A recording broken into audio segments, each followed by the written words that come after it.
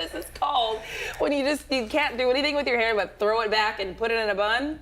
Struggle bun. This is called a gel mitt because my hair is getting so poofy that I just have to restrain it. You just give it another hour, poof, especially with that humidity outside, and you can see a little bit of that low-lying moisture in the atmosphere, and that's also translating to some low-hanging clouds. So it's a humid start to the day. We're going to be feeling it for sure, but I can prove to you that these are low-hanging clouds because check this out. We're going to go on top of a mountain, Beach Mountain. You can look down into the valley. That's where those low-hanging clouds are. You can also see some in the upper levels. Nice mix of cloud and sunshine before I think we'll bubble up more during the afternoon. Here's what's happening. We have a front off towards the northwest. There is a trough that is an area of low pressure that loves to trigger storms that's going to be here for this coming weekend.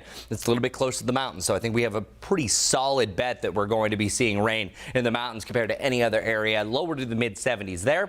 The foothills, mid to the upper 80s. Then we start to translate over to about that 91-degree point. Now, here's the deal. Since it is going to be a lot cloudier, we're going to start to lose some degrees off our high temperatures. I know a lot of us aren't upset about that, but today we're still rocking the lower 90s. Tomorrow, I think it's more of the upper 80s scenario into Monday. Rain chances today, though, 10-20% for the first part of the day.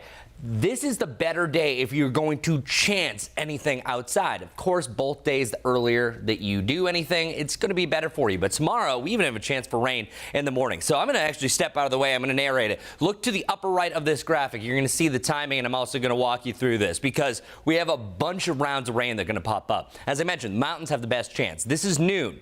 As we go to 3 o'clock, look where most of this activity is. You only see some hit or miss variety of showers up at the Statesville, pretty close to Charlotte. So I think Charlotte off towards northwest to the foothills, lesser chance compared to the mountains.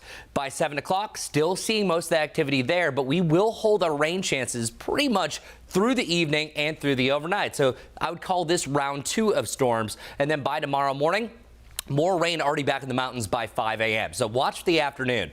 This is a much better chance for rain. I think especially heading into the evening, more showers and storms trigger up. This is 4 o'clock on Sunday, 7 o'clock seeing more towards the east, but we're not done. More lines of showers could train on themselves. So picture like a locomotive, choo-choo, one train pops up and then another car starts forming behind it. That could be a chance for some flash flooding. So keep that in mind. And our Futurecast rainfall is depicting that. By Monday, maybe a soaring of rain. So some areas could see over 3 inches of rain, just depending where those thunderstorms set up. So keep that in the back of your mind. Low risk for excessive rainfall for the time being. When we get more clouds, because that front is going to be directly over us on Monday, we're only in the lower 80s. After that, we start to dry out our rain chances slightly, especially on Thursday as we return to the lower 90s. We're not done. We have a lot more fun coming up here on Wake Up Charlotte Weekend. We'll be right back after the break.